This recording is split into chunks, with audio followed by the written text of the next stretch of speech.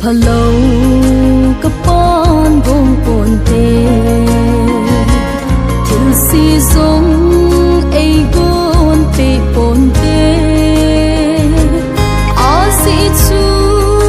ama ay umpina, katho lel ding song bong ponte, ta gen thei na song ta gel gel si.